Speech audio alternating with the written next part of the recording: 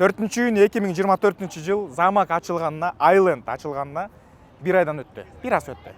Канча сом тапты, выручкасы канча сом болду, чистый прибыль канча болду, кандай кыйынчылыктар болду, эмне доработкалар болду, эмне дагы кирелек дегендерди айтып бергим келип атат. Үстүртөн. Бүгүн тема болсо замак жөнүндө болбойт.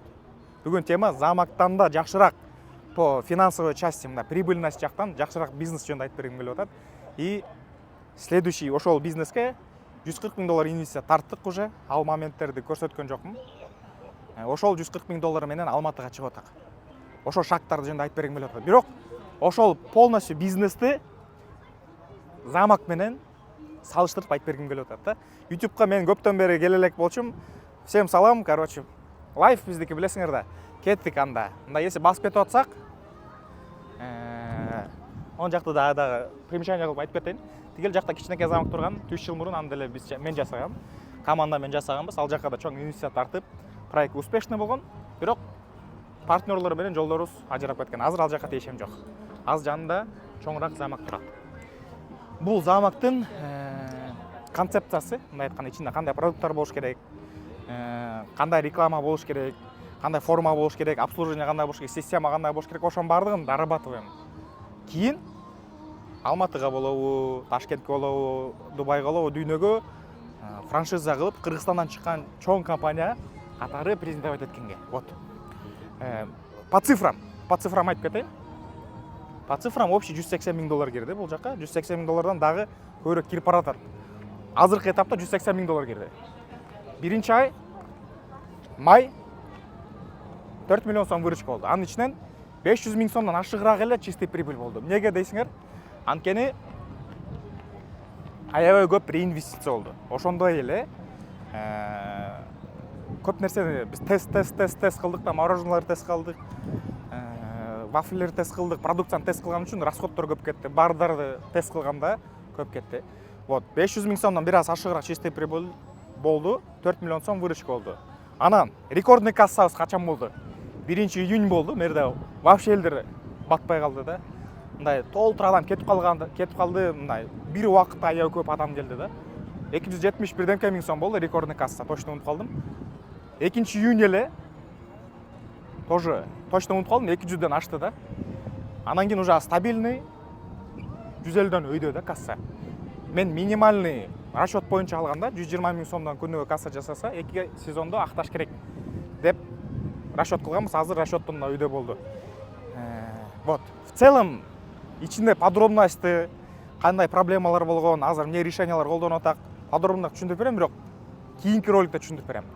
Бул болсо ролик замак бизнеси менен кийинки кыла турган бизнесибизди салыштыргым келип атат да. Ал деле общепит, бул деле общепит. Бирок тигил 180 000 доллар менен башталган эмес да башында. Ал 5 000 сом менен башталган. Могул жерде ичине кирсек 14-16 кишиге чейин иштейт да. 20дан 1 июнь 20дан ашык киши иштеди. Закупщик бар, цехте канча киши иштейт? Цехте 6дан көп киши иштейт. Бардык управляющийлер бар. Ошончо адам кылган мээнет жасаган выручкасы менен жакта 6 киши кылган мээнеттин выручкасы бирдей да күнүгө. Плюс биздики сезонный билесиңер. Биздики сезонный 6 айда жасайбыз. Маржасы чоң, конечно, чистый прибыли. 1 жылды. Конечно, биздин замак мороженый сезонный бизнес болгон үчүн 6 ай бизнес жасайбыз. 6 айда акча жакшылап. Всё, больше жерин продолжать этип койсо. Биздин Айленд замак мороженый концепти болгон үчүн сезонность бар. 6 ай иштейбиз да, мындай айтканда, плотно. 6 ай иштейбиз, 6 айда болушунча бат иштеп туруп, көп акча таап алыш керек. Бирок кийинки бизнес болсо 12 ай иштейт. Биз кылган касса менен эле ошондой эле кылат. Маржасы кичине керек, бирок тоже вау да. Вот ошол бизнеске азыр замактан кийин барабыз. Замактан кийин барабыз, ал жактан кийин дальше Алматыга кетебиз. Азыркы видео бул замак жөнүндө болот видео. Бул кийинки кыла турган бизнес жөнүндө болот. А следующий видео чыккан полностью подробно замактын ичи, цехын, работасын, секреттерин, ошонун баарын айтып берем. Вот. Анда эмесе дальше кеттик тигил бизнеске.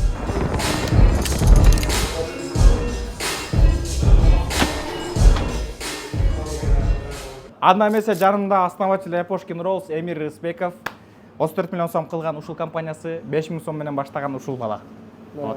Азыр болсо чоң бир шактын астында турабыз. Алматыга биз франшизаны сатып алып чыгып жатабыз. Эмир буга чейин компанияны аракет кылып даярдаган. Вот, өзүнүн франшизанын упаковкасына эле 2 миллион сомго жакын акча берилген. Буга чейин 2 франшиза сатылды, бирөөсү болсо Грозный, экинчиси болсо Оренбург, Россияга сатылды. Оренбург показатель да. 2 айга жетпеген убакытта 3,5 миллион сом оборот кылды. Элестетергиле. Значит, франшиза работает. Мен билгем то, что это работает дегендечи. Мен уверенмен, 34 миллион сом оборот, бул это только начало, 70 миллионго чейин спокойно жетсеңер болот, только Кыргызстанда. А биз болсо Алматыда минимум дегенде 140 миллион өйдө оборот кылайын деп жатабыз. Бизнес миллиард беле? Ооба. Миллиард теңгеби? Же сумбу? Ошо, бүгүн болсо миллион доллар. Команда менен чыгып жатырык. Эмир болсо полностью кухняга отвечать этет. Эмир шеф-повары полностью, Биякта поварлар даярдалды. Анткени кыргыздардын суши иштери СНГ боюнча эң күчтүү болуп саналат. Эки команда, эки сильный команда кошулуп атат да. Ооба. Сенин командаң менен биздин команда. Биздин командада аябай мындай фундамент аябай күчтүү да. Силердикин да көрүп жүрөм. Силердин команда СМ колдук аябай күчтүү. Буйруса Өтө катуу тенден болот. Ошондой эле эки команда кошулгандан кийин дагы чоң инвестиция менен чыгып атат. 140 миң доллар инвестиция для начала. Ошол менен чыгып жатырык. Сразу 4 точка менен и бум деп киребиз да, Кудай буйруса. Кыргызстандан чыккан мындай достойный компания болуп чыгайлы. СНГда номер 1 IT суши бар болсо, Кыргызстандан чыккан деп элдер сыймыктана турган кыргызстандыктарчы. Болду. Болду. Ошонун жолун азыртан баштап бүт коддорун, целдерин, цифраларын баарын көрсөтүп бергим келип атат. Кыргызстандан башка өлкөгө чыккан компаниялар көбөйөрсүн, а? Биз ошолорго пример болуп коелу, биз кылган ошибкаларыбызды кылбасын, биз кылган туура нерселерди кыла берсин. Вот, ийгилик, бисмилла. Анда шеригибиз Кудай болсун. Кеттик анда Алматыга. Ошондо биз Алматыга эрте менен эрте чыктык, күн чыккандан кийин. По плану баарыбыз өзүнчө сүйлөшүп алганбыз, саат 3-тө тимеле чыгып кетебиз депчи. Бирок ар кимди күтүп берип, чыкканча эрте менен болуп кетти. Барып, очередьти айтпай эле коеюн. Эми бизде без приключений никак вообще. Жолдо жел чыгып, бензин куюп, страховка, марафон жасаганча почти түш болуп калды. Биз түнү менен почти уктаган эмеспиз. Бир убакытта баары уйку келип өчүп калды. Сразу Казакстанга өттүк, Кордайга өтөр менен в первую очередь дешевый бензинден куйдук. Команда менен шеф-повар, Эмир основатель, инвестор Адлет жана оператор менен кеттик буйруса. Мына баштайлы. Бензинден коюп бүттүк. Мурункусунда унутуп калган болчумун да. Буну унутуп калдым эле. Мунусунда как положено салдык, кеттик. Бензин полный. Маштедики. Өз үстүндө бензинибиз полный. Кеттик анда, кеттик. Эптеп ысыкта пробкалар менен келип, деп туруп наватта чай ичип отуруп келип карасак, ключ жок. Биягында без приключений болбойт экен. Любой эле жашоодо, бизнесте без приключений болсо неинтересно болуп кетет жашоочу. Вот, всегда приключения менен, всегда кыйынчылык менен. Ошондо адам өсөт экен. Ошол менен үйгө кирип туруп, деп туруп баардыгыбыз өчтүк да, эс алып туруп, дальше конкуренттерди изучать этип, рынокты изучать эткенге туруп кеттик. Ошентип Алматыга келдик. Бир аз эс алып туруп эле кечинде рабочий биздин движениябыз башталды. Биздики билесиңер, приятное с полезным. Азыр биздин коллегаларды японский кухняга ориентир кармагандар, ресторан, кафелерди текшерип, көрсөтүп баштайбыз да. Салыштырып. Биздики чындап эле мощный продукты деп. Потому что все познается в сравнении депчи. Азыр болсо могу по Абая көчөсүндө толтура заведениялар бар, ар кандай концепциясы менен. Японский, там, европейский, кофейня, ресторан. Вот ошол жака келдик. Кайсыл заведение? Акунин деген. Биринчи Акунинден көрсөтүп баштагым келди. Анткени Тугисте рейтинг боюнча 4,5. Самый высокийлердин биринде экен.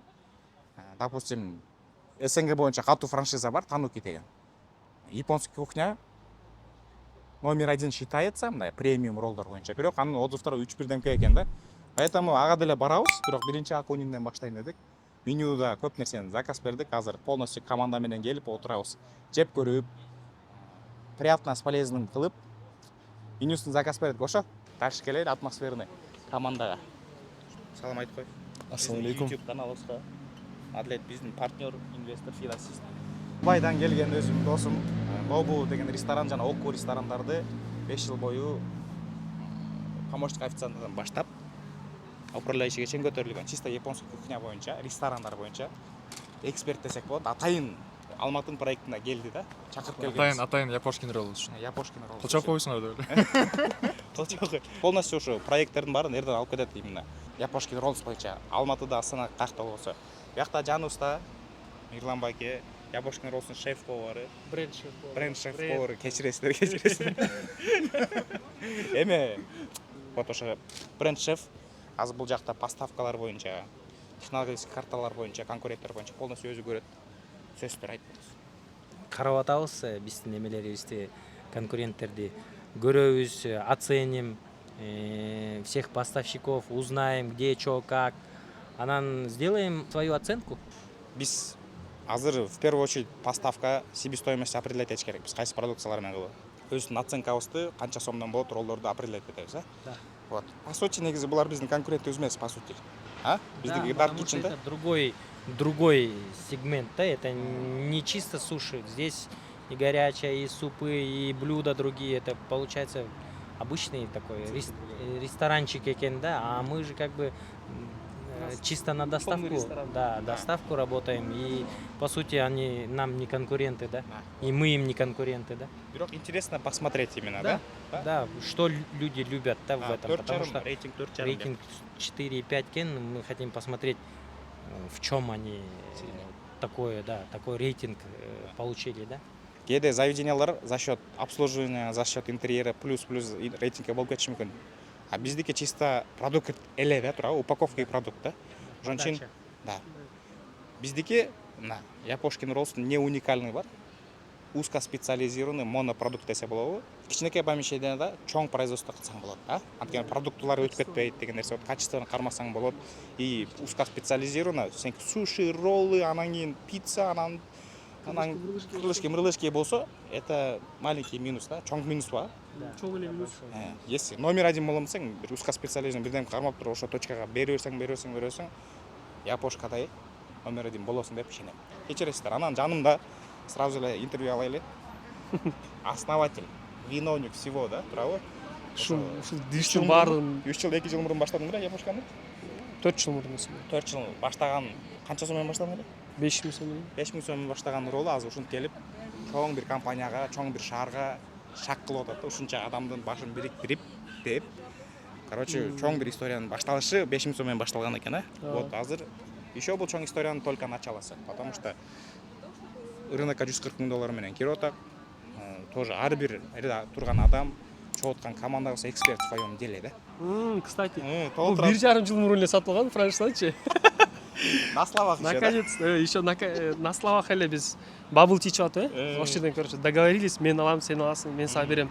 Ошойдон толтур адам Алматыга франшиза сурап атты, звонок кылып атты, биз алабыз дегендер болду. Бирок Алматыдагы рестораторлорго чыгып атты, брат, магачы. Катуу. Lamborghini Urus айдаган бирөөлөр чыкты беле? Lamborghini Urus. Акчасы бар адамдар чыккан, бирок эми бир акчасы үчүн эле бизге берген жок. Просто биз брендке салым кошо алабыз деп мен ишенем да. Ооба. Мен дайыр жол айтам, Султан командасы күчтүү. Күчтүү балдар жанында, командасы күчтүү. Эрдан, Айкөл булардын кылып аткан бизнесте бир ролдор аябай чоң да. Силер менен иштеш бизге оңой болот да. Еще плюс Султан да. Султан да айтпачы. Султан вообще красавчик. Мен өзүм ролумду айтып коеюн. Мен өз суперспособностьмин деп мен жакында түшүндүм да. Мен неден күчтүүмүн? Футболдон и так күчтүүмүн, FIFA-дан, PES-тен, UFC-ден и так күчтүүмүн дедим да. Бирок мындай бизнес жактан дегенде маркетингден номер один эмесмин, там управлениеден номер один эмесмин, креативден эмирге окшоп мончалык жүргөн эмесмин да, эми кыйналыпчы, эми конечно, бир нерсе точканы теше берип. Бирок мен мен пазлды жакшы чогултат экен. Могу жерде күчтүү адамдар чогулткан себеби бул болсо, ошол себепти кылган менмин да. Анан кийин эми по бизнесу айтсам, биякта күчтүү кухня, полностью технологический карталар коюлган, система коюлган, баардык нерсе коюлган да. Бизден болсо мен Адлеттен жакшы тааныш болуп, чогуу иштеп калган үчүн финансы болду, плюс финансы жакты управлять этет, ошон инвестиция кылат. Эрдан, Айкөл, полностью биздин өз команда, ошонун баардыгын туура иштешишине салым, короче, кошот. Мен мындай айтканда бияктын себепкерімін. Пазл чогуп аткан адаммын. Айта кетсек, короче, чоң история башталып атат. Ошонун баардыгын подробно көрсөтүп бергем болуп атат да. Кыргызстандан чыккан компаниялар чыкса болот экен деп. По документацияда көрсөтүп беребиз, по финансам кайсы эмне стоимосттар канча экен, арендалар канча экен. Райондорду түшүндүрүп берем Алматыныңчы. Чыгамдан бери көп да. Алматыга, Астанага, Ташкентке чыгам дегендер көп. Ошолорго биз бир кичинекей бир дорожка болуп берели. Оңоюраак басканга. Сервис топ. Короче, аягында счетту айтып койгом келип атат. Баарын жедик, в принципе. Бир эле тамак калкалы, либо курсак ачкан, либо дамдуу деген суроо болгондо 50 000 тенге. Общий 50 000 тенге счет болду. Бизге которгондо 10 000 сом. Берде болсо, допустим, Мирлан Байкенин оценкасы 5 болду. Эмнеге дебейсиңби? Анткени тамагынан чоң оценка бербеш мүмкүн, бирок сервис менен оңдоп кетти да. Заведениеде всегда сервис менен оңдоп кетсе болот, оценканы турабы. Адамга болгон отношениясы. Ооба, жакшы кылды. 400 сом, 2000 сом тенге чегиге калтырдык. Чаттап калды окшойт бизди. Эң биринчи эле келгенде жылмайып тосуп алышты. Бишкектен мындай көп байкайсың сервисничи. У нас сервис действительно хромает во многих заведениях, несмотря на цены. Цены высокие, а сервис не соответствует. Здесь покушали, во-первых, вкусно. Я лично покушал рамен, мясо нежное, по остроте тоже все в норме. Такой сливочный вкус, даже оператор подтвердит, мы с ним вместе кушали. Поэтому очень вкусно, очень понравилось. И я бы сказал, что действительно соответствует оценке, то, что было указано. Там было 4,5, я ставлю выше однозначно. Девушки, которые нас обслуживали, они очень доброжелательные. Ну, чувствуется, что это не искусственно, а вот человек просто от души делает свою работу. Вот это чувствуется, поэтому я с удовольствием поставлю 4,9. Для пятерки я бы просто стулья поменял бы на более комфортные. Все. Биз ham сүйлөп коелем, ака. Биз ham сүйлөйм. Не дейсиң? Вкусно покушали, дамдуу, тамактары жакшы экен. Бул жерден баары айтып кеткендей сервис жакшы экен. Кыздардын обслуживаниясы, обстановка мондай минимализм, простота, мындай лакшери деген жок экен. Чисто домашний экен да. Семья менен келип тамак ичип кетсең болот экен. Конечно, bunday 10 000 сомдук немеге тамактара могли бы лучше, даже айтам. А так баардыгы сон. В будущем биз да ушундай сидячий место ачабыз. И биз да ушундай конокторду тосгонго. Бул жактын чоң плюстары бар экен, ошондон да бизди для себя мындай запоминать этип калдык. В будущем Япошкиндин ушундай сидячий место ачылганда келесер, попробуйте. Конкуренттерди анализ кылып, дальше сразу эле кайда эсеп алганганды айтат. Анализ деген биздеги кандай? Просто тамагын жедик. Приятно с полезным кылып алып, анан кийин музыканы коюп, Алматын ай, түндөрү ай деп туруп, Алматыны кыдырып, маштебенен жөө кайфовать кеттик. Ушул шаар өзгөчө бир жүрөктө калып калган шаар да мен үчүн. Ошентип кечки Алматыны айланып келип, эң маанилүү жумушка өттүк. Бул деген инвестор партнер менен, Адлет менен первый транштай общий $140 000 проекттин $80 000 алдык. Ошол менен ошо $80 000 менен полностью айтылган жумуштар ишке ашырып баштайт. Мало там. Так, тут 45. Первый транш 15, сейчас 45 выходит. Еще будем помнить. Негизи мындай. Биринчи оценкага кетет, 2 точкага кетет. 80 менен ачып баштай беребиз. Анан кийин дагы 60. Общий проект 140 кетет. Буга чейин 15 алганбыз, ал бул 45 алдык. Деп жакын тап көрсөң болот. Полностью финансы, управление, ответственность Эрданда. Мы помощники. Адлет помощник. Бул жакка по тандемде иштейт. Айкөл келип туруп жардам берет. Айта турган сөздөр. Продукт буюрса рынокто номер 1 болот экенине ишенем. Ошондой эле бүгүн первый транш инвестицияды алдык. Ал болсо эмнеге кетет?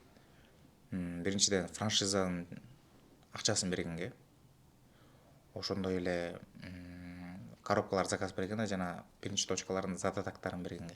2 точка табыш керекпиз Алматы боюнча. Точкаларды да көрсөтөм, кайсы жакта варианттар чыгып атат. Ошондой эле эртең важный день, эртең шеф-повар Эмир Эрдандар полностью поставщиктерди издеп себестоимость роллдорду боюнча чыгарат да. И поставщиктер бизге качественный керек. Биякта замороженный ролл эмес, замороженный лосось эмес, замороженный балыктар менен эмес, охлажденный качественный продукт бериш керек да. Ошон үчүн эртең ошон стоимосттар боюнча иштейт. Мен да буйрса жүрөбүз, көрсөтөбүз, кайсы жактан эмнени алса болот экен. Важный день. Эртең мен дагы туруш керек, бираз надо заняться, надо чем-то заняться, спортом, конечно. Ошо менен шмелли эле эс алайлы, жумуш күтүп атыр. Игерек.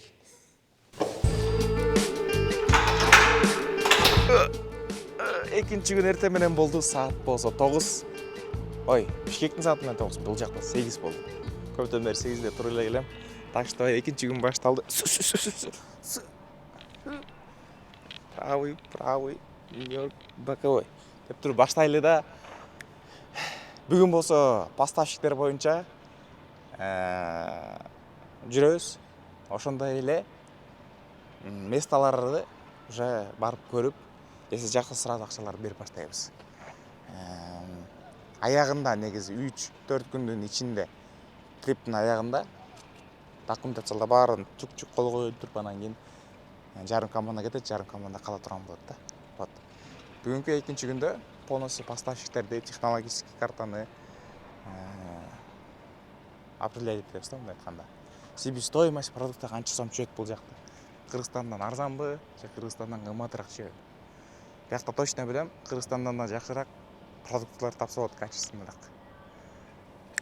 Кеттик анда.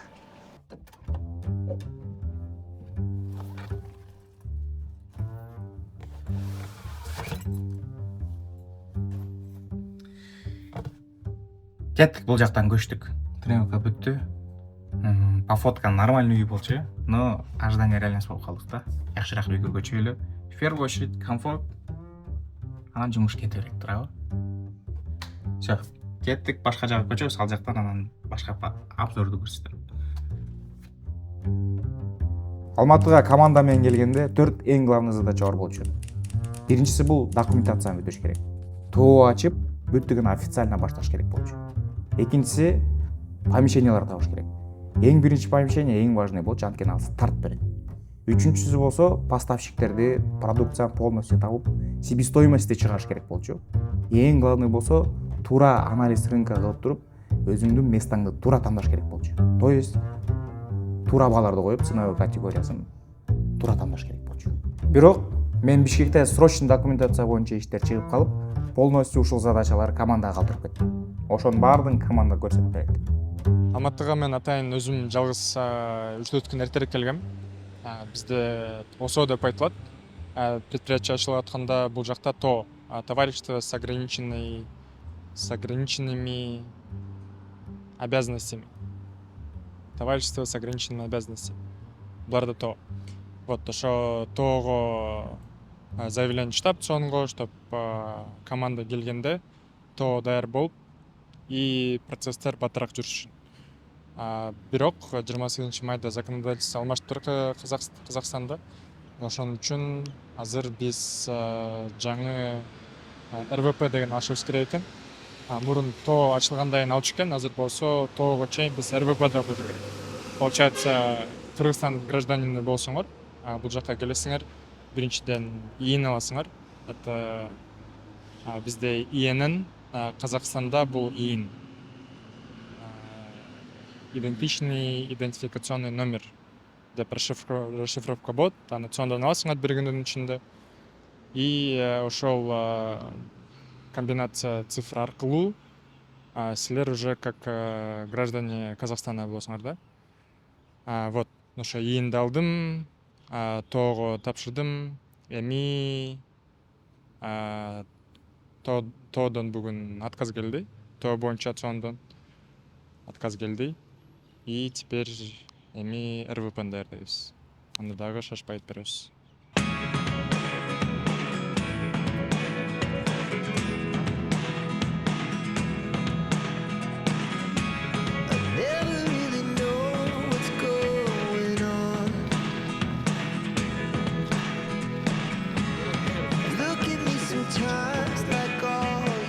сокольный помещение.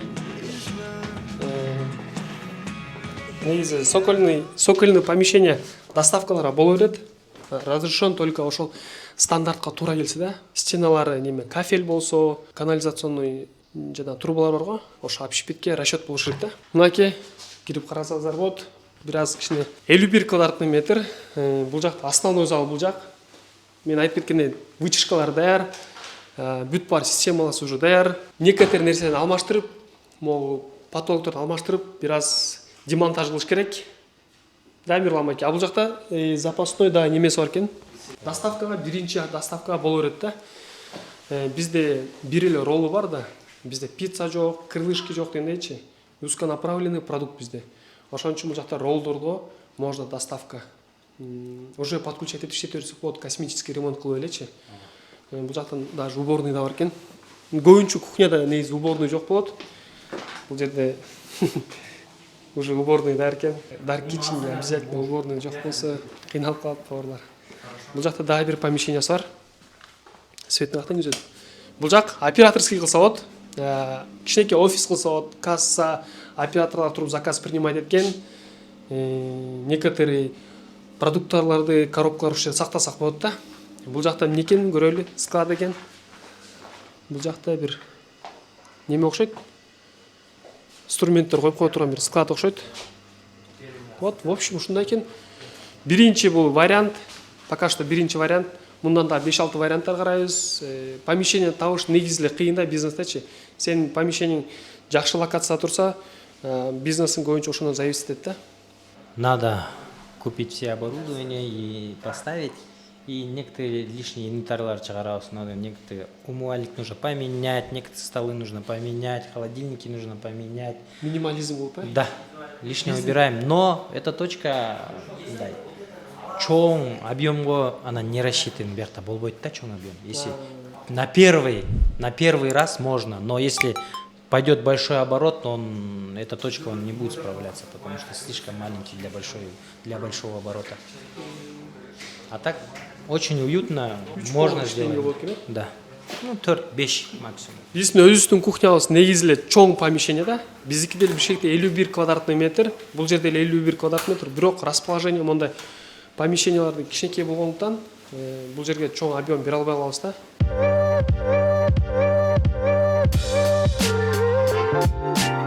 Так, биз биринчи магазинге келдик, King Fisher деген. Бунун 3 точкасы бар экен, филиалы. И охлажденный балыгы бар экен да. Ошону азыр балалар билип, ресторан, кафелер менен иштейт экен, ошолор баарын информация алып атабыз. И как видите, келип карасаңар, бул жерде охлажденный лосось бар экен. Бизге ылайыктуу да, премиальный продуктлар бар экен да. Вот. Ошол азыр баардык маалыматты алабыз дагы. Анан кийин дагы бир башка точканы көрөбүз, башка жакта продукциянычы. Мирлан байке, балыктар кандай экен? Балыктар сонун экен, бирок кымбат экен да. Бизге жакшы цена керек, биздики Издейбиз. Это первый наш магазин. Табабыз жакшы, выгодный и хороший магазин. Бирок уже радует, Да, то, что очень много этого. Примерно могу лосось 4000 сом турат экен да. Биз бул килограммы. Килограмм 4000 сом экен.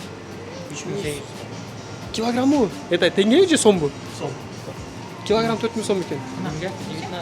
Да. Вы, да? Вот. Чиле.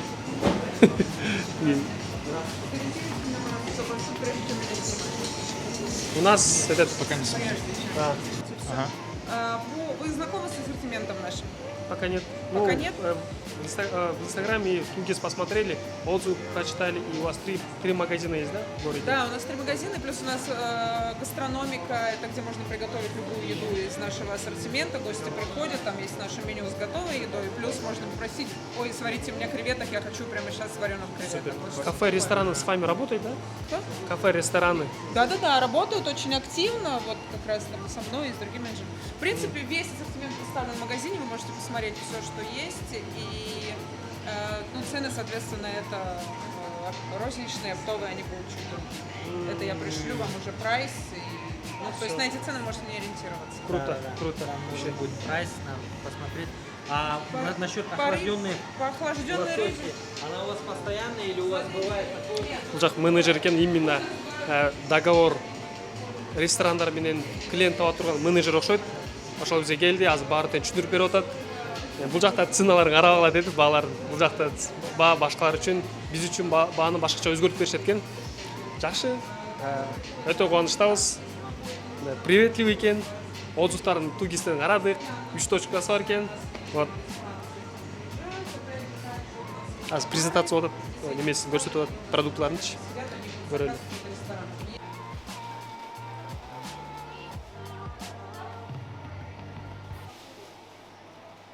Бул жерде продукцияларын көрдүк уже. Ооба, көрдүк. Эми неме метродун да көрөлү атасыз. Метро чоң магазин бар го. Ошо метронун ичинен охлажденный лосось ал жакта да бар экен. Ошол жакты көрүп келебиз. Азыр ошол жакка өтөбүз туурабы? Ооба. Азыр метрого барып салыштыралы, цены, качество дегендей. Ошо некоторые магазиндер жабык экен. Да, 2-3 заведения бар, ошолорду көрөбүз, анан общий итог кылабыз. Да, кеттик.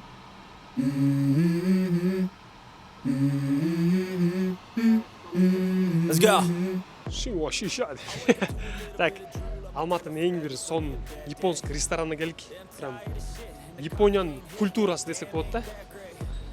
Ар бир тамактары, роллбо, сушило, бүт бар свежий продукция жасалат экен. Балыктары охлажденный. Бул ресторан 1997 жылдан бери иштеп атыптыр. Историясы аябай чоң дегенде, опыты көп. Булар масштабировать этпеле, ошо бир эле ресторан менен иштейт экен. Өздөрүнүн концепциясы бар экен. Японский стилде бүт бар тең монда жасалгалар берип, өзүнүн дизайны Япониянын берип тур да, болушунчачы. Маленькая Япония деп ушуну айтса болот да. Ичинде жүрсөң, Японияда жүргөндөй болот экенсиң. Ал жакта өздөрүнүн достижениясы болот экен. Достижениясындагы сувенирлер бар экен. Кайсы бир деңгээлде бул ресторан номер 1 болот экен да. Номер 1 турат экен. Тамактарына келели, тамактарына келели. Сервисине кирели. Сервиси жакшы экен. Тамактары. Уже тоюп калдым да мындайчы. Башында өлө кирип аткан болчу. Курсагым ачкан кездечи. Аябай вкусный болуп. Потом курсак тоюп баштагандан уже мондай капризничать баштаганда чата бунусу анча эмес экен депчи. В целом жакшы. Отзывы боюнча неме Тугис менен Google'да 4000-5000 миллион ашык комментарийси бар экен. Так, тамактардан не деп айтсам, вот нормальный экен да. Так. Аты, кстати, неме экен? Суммо-сан дейт. Да, мындай шкала немесин берди, балдардан. 10 да. 10 максимально 10. Бирок мен 8 берем да. Не үчүн 8? Ролдорун бир аз кичинерээк кылсачы, идеальный болмок да бул жерчи. Булар слишком безики чоң дейбиз го. Булар вообще чоң экен да. Момундай экен да. Оозуңа батпай ролду мындай сындырып жегендечи, эки бөлүп жегенде невкусный болуп калат да ужечи. Мындай желанияң бар өлүп калат да, полностью мындай вкусун мындай билбей каласың. А так свежесть, профессионал немеси сервис аябай сонун экен.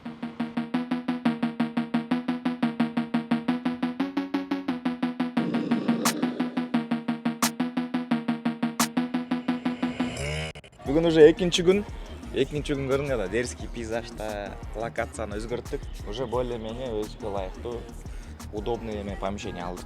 Заведение. Помещение. Квартира. Анан кеченки проделанный работа боюнча мен срочный жумушум чыгып калды. Кетип калдым, бирок команда билесиңер, команда ошон үчүн бар да. Любой бизнесте в первую очередь команда күчтүү болуш керек. Ар бир кипиш жөнүндө ойлонуп жүрө бербейсиң да. Мен смело жумуштарым чыкты, встречаларым чыкты, бишке кеттим, биякта команда иштей берди да.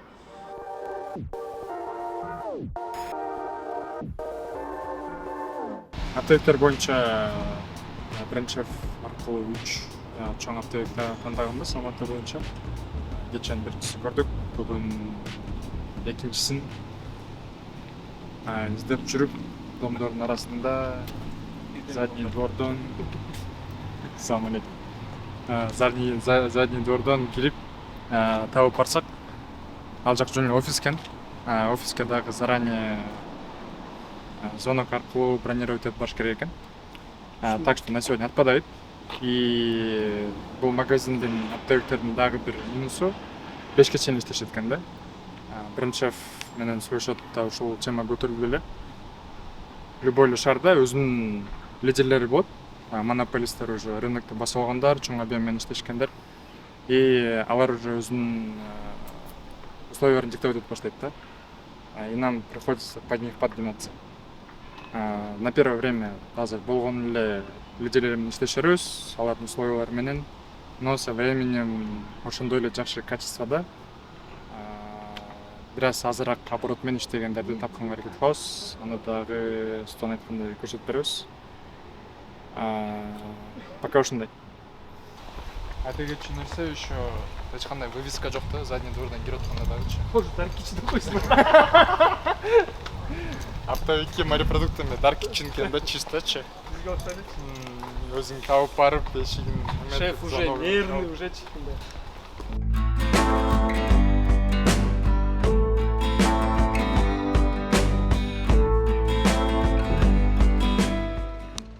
Бизге суши барга жөн эле балык эле эмес, бизге жашылча жемиштер да керек. Жашылчалар, так айтканда. Жашылча эң төмөн баада кайсы жерден тапсак болот десеңер, бул Алматынын эң биринчи, эң эски жашылча жемиш базары, казакча көк базар же болбосо зеленый базарга келдик. Анда эмесе кеттик. Негизи бизнес ачып аткандачы баардык эле базардан баштайбыз да. Бизнестин башын ачып атканда кайсы крупный поставщик экенин, кайсы оптом берет экенин билбейсиң да. Анан кийин историяң баары ушул жактан башталат. Бул жерде кымбат продуктларчы, бирок качественный болот да. Тандалып келген продукциялар сатылат. Ошол эле стакан, ошол эле жана картошка либо авокадо болот го, бул жерде дорогой, бирок качественный аласың да. Анткени булар өздөрү тандап алып келишет да. Мындай жөн эле клиенттерге сатканычы. Ошон үчүн булардын продукциясы прям мощный качество болот, но дорогой. Бирок ушинтип базардын да закупочный уровень акырын өзгөрөт да. Сен уже объемго чыгып атканда, сен кымбат алып атканда уже не по карману болуп калат да. Объем берип баштаганда уже сен издеп баштайсың крупный поставщиктердичи. Издеп поставщик чыгат. Негизи бизнес башталып атканда ушундай жерлерден, базарлардан башталат. Мынакей элементарный мондай посудаларды, бул жер, конечно, оптом бере албаса дагы, бирок ассортименти болот да. Мога неме смузи, компот куюп сатса нормально экен.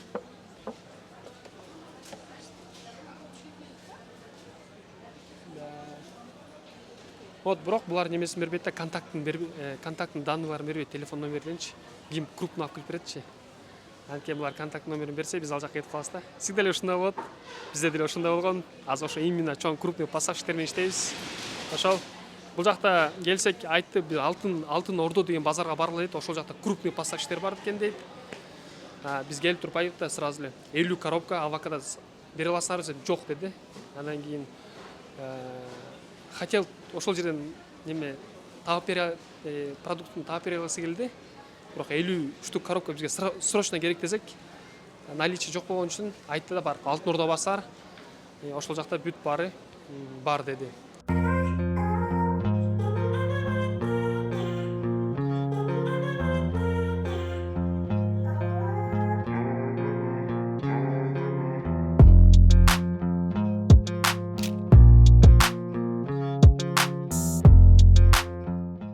Любой бизнес успешный болуш үчүн көп составляющий нерселер бар да.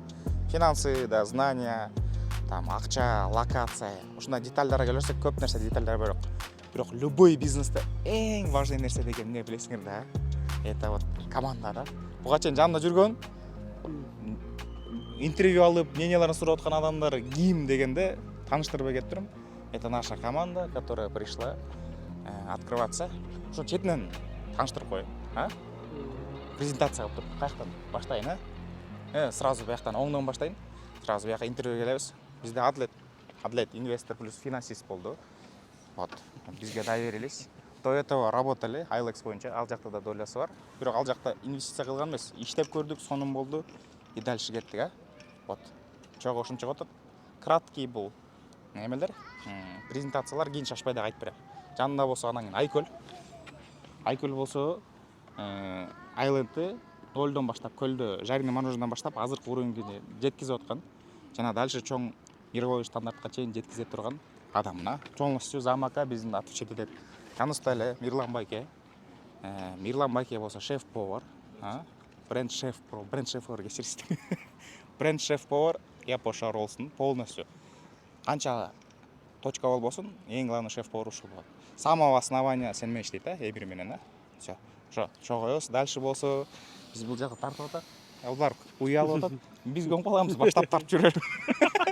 Площадьта тартып жүргөнбүз.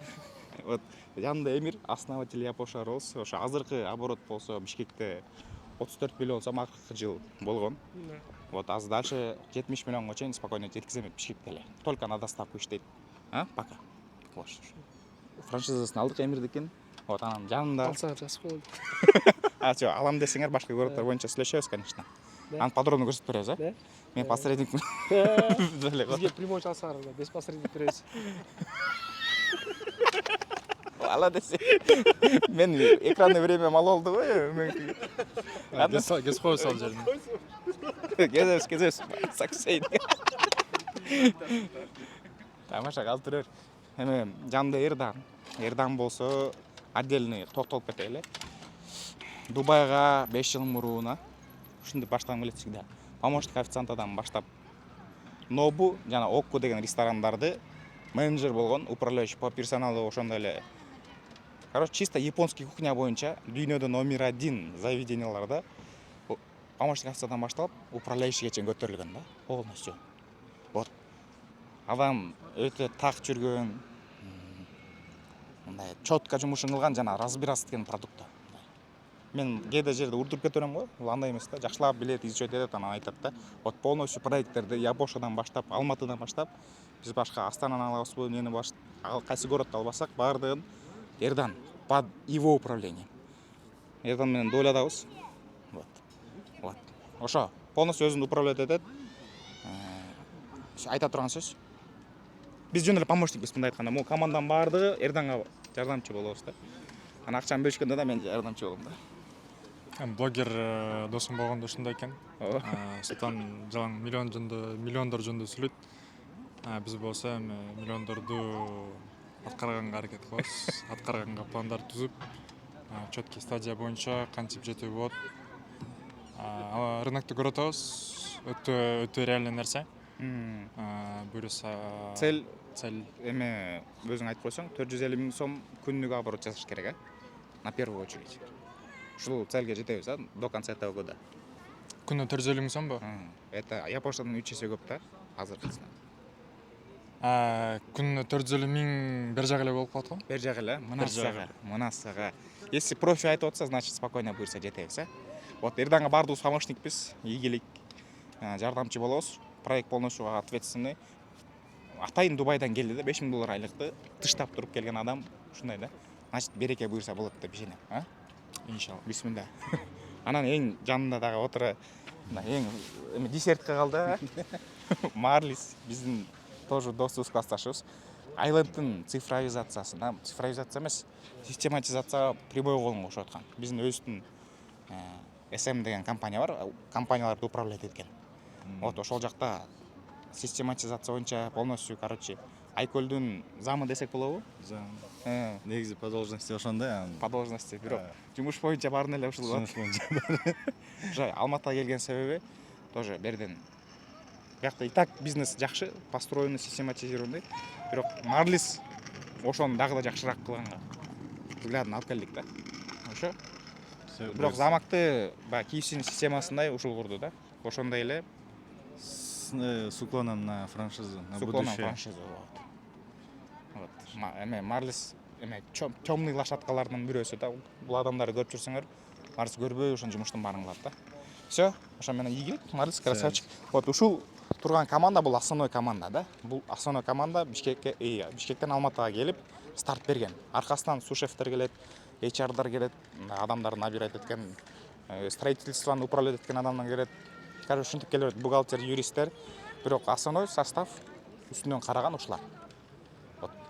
Ошо менен бизге ийгилик, болушунча подробно айтып берем. Азыр болсо, азыркы ситуация боюнча биринчи күн Акунинге барганбыз, экинчи күн болсо Сумо Сан дегенге барганбыз, балдар. И үчүнчүсү болсо бүгүн Танукиге барабыз. эң городто топовый японский ресторандарга барып атат. Хотим сравнить уровень именно ресторанга эмнеге барып атат? Негизи бизге ресторан эме эмес да, конкурент эмес. Бирок ресторанский продукт бергибиз келип атат да, ошолор менен өзүбүздүн продуктты сравнивать этип атат. Биздики только на доставку иштейт да.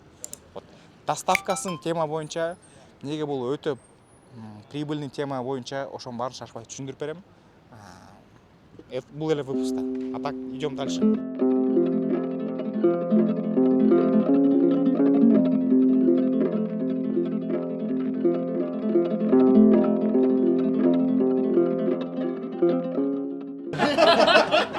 Market research. Потом мына жанында сыргакты таанышып кетип кетейин. Сыргак биздин өзүбүздүн досубуз, родноюбуз, ушундай болобу? Бул жакта TikTok'тун уже SEO'су. Каждый раз поднимается. Биздин өзүбүздүн досубуз. Анадолу лицейин бүткөнсүң, а? Анадолу лицейин бүтүп, высшая школа экономики. Россияда бүтүп, TikTok'тун офисинде иштечи, Россияда. Вот, жакшы должность. Анан кийин ал TikTok жаап алгандан кийин Алматыга перевод болуп келген. Биякта именно чоң-чоң компаниялардын, Каспий болобу, кандай чоң-чоң компаниялар бар? Көп эле. Баардык, все компании, которые вы знаете. Да, бүт Казакстан компания через него өтөт. Ошол жактын команданын эң главный ушул да. Монетизация боюнча. Вот. Сыргак биздин свой бала. Каяктан эле Сыргак?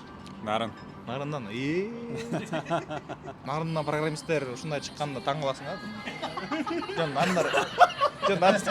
Же, муну кесесиз тамаша. Нарынскилер красавчик, биздин командада нарынскилер бар.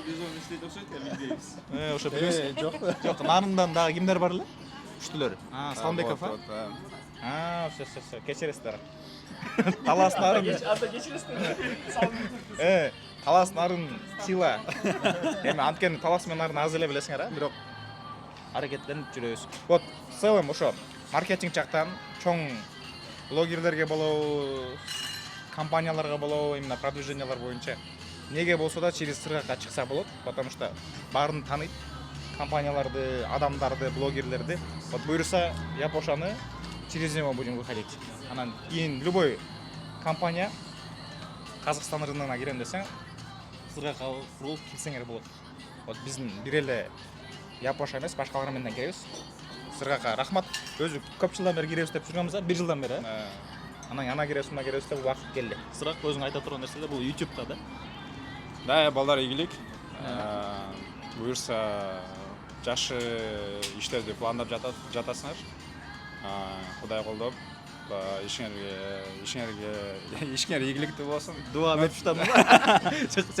Ну, типа, желаю вам успехов, да, чтобы найти ваших как раз таки покупателей тут в Казахстане, в Алматы.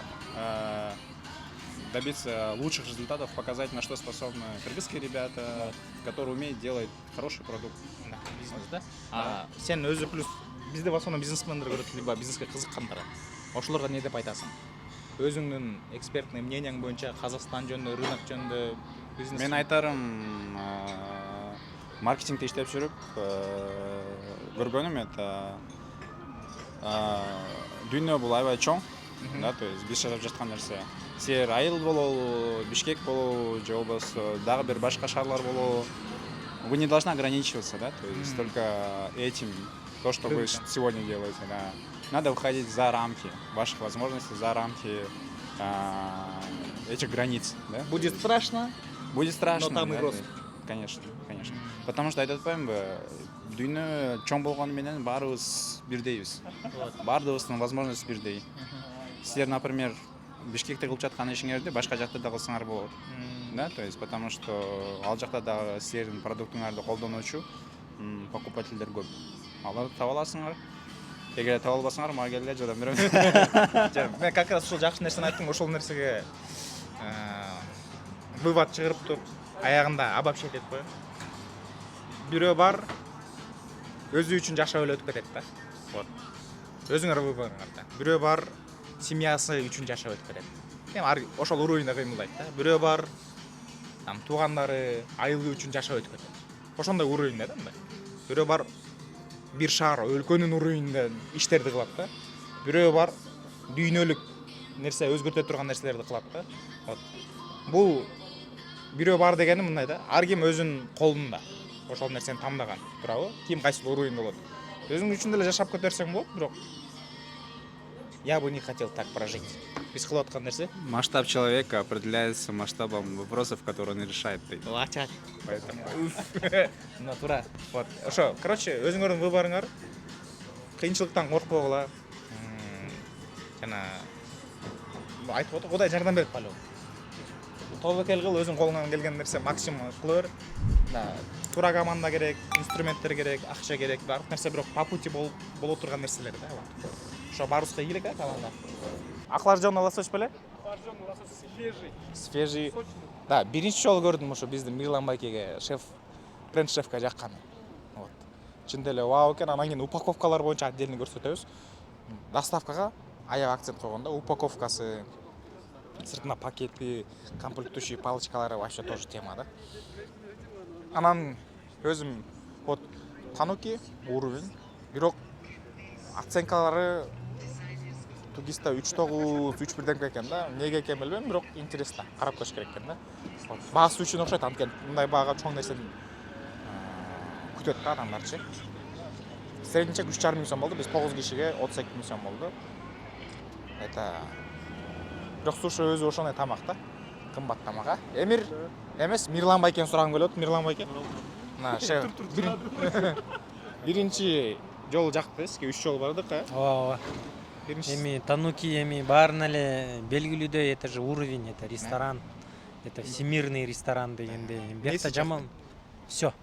Свежие продукты, сочетание, которые буга чейинки ресторандарда сочетания никакой не было. Бияқта прям все проработано. Граммаждары. И все сделано.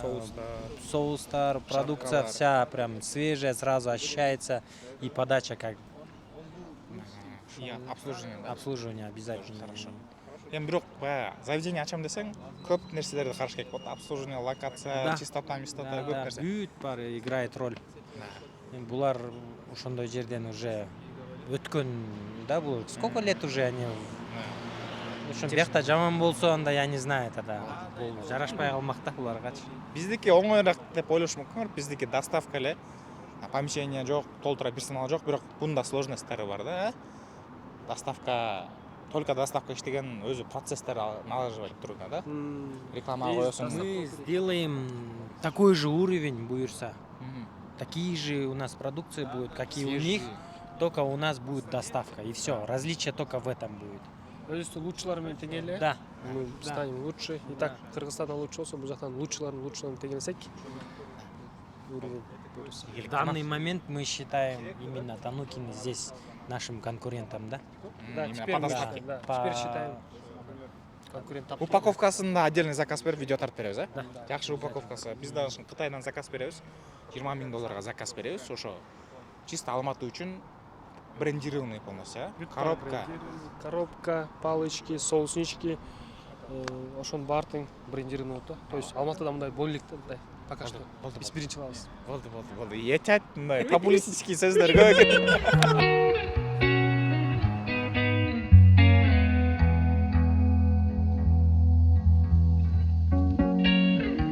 Неге ушунча бизнестердин арасынан именно Япошаны тандадык? Ошого команда менен, инвестиция менен акцент коеюн дедик. И биринчи шагыбыз эмнеге Алматыдан башталды деген суроолорго жооп бергим келип атат.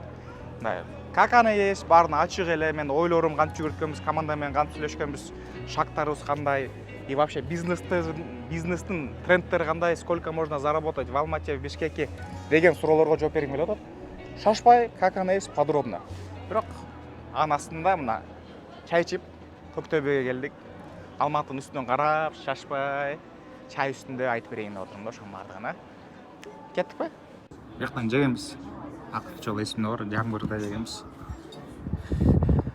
Ушу панорамный виддеги ресторандарчы өчө панорамный видине эле ишенет да. Тамагына ишенбейт да, кайсы шаарга барбасаң ушундай да.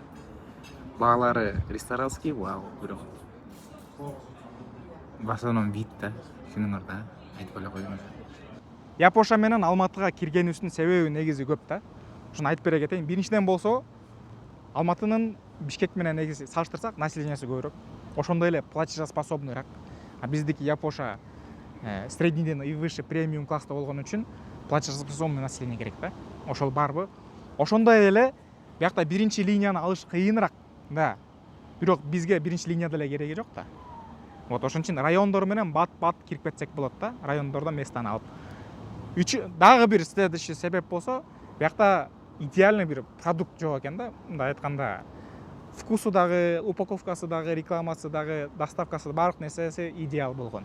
Баардын бир жагында нюанстары бар да. Бит ошонун баарын биз идеал кылганга аракет кылабыз да. Анан дагы бир себеп болсо, билесиңер, Кыргызстандын сушисттери СНГ боюнча күчтүү болот. Москвага барба, какка барба, билет да сушисттери күчтүү экенин. Ошо биздин сушисттер күчтүү экенине уверенмин. Дагы бир себептердин бири болсо, сушиге өзү бизнес катары кириш оңой да. Суши, пиццага на доставкачу, порог входа низкий. Ойлоп көрсөң, конкуренция көп да. Порог входа кичинекей болгон сайын адамдар кирип да, оңой бизнес баштап кете берет. Бирок жакшы чоң акча менен киргендер аз сушиге доставкага.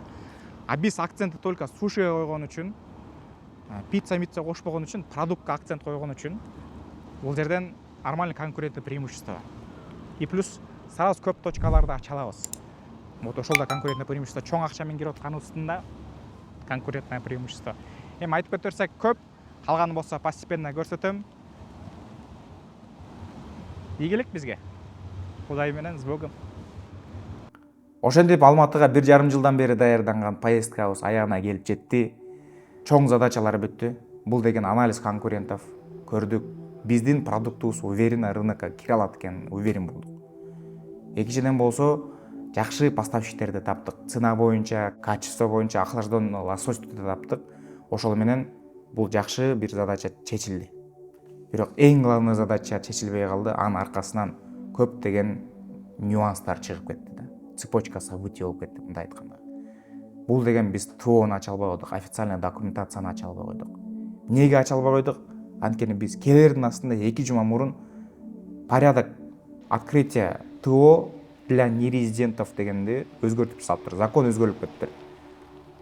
Казакстандын гражданиндерине ошондой эле алган, бирок гражданин эместерине кыйын болуп кетти да. Биздин документациябыз чоюлуп кетти. Ошо документациябыз чоюлган үчүн биз помещенияны да официально ала албай койдук. Алар тырышып туруп, только официально договор кылабыз деп. Акчаны берип коелу десек да болбой, биз документациябызды күткөнчө башка бирөөлөр помещенияны алып кетти дагы, биз эчтекеси жок калып калдык.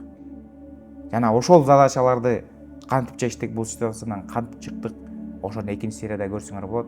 Жана экинчи серияда андан да кыйыныраак дагы башка келген задачалар келди. Интересно, биздин өзү жашоо приключение го, билесиңер го. Бизнес бул андан да чоң бир приключение да. Мынсыз кызык болмок.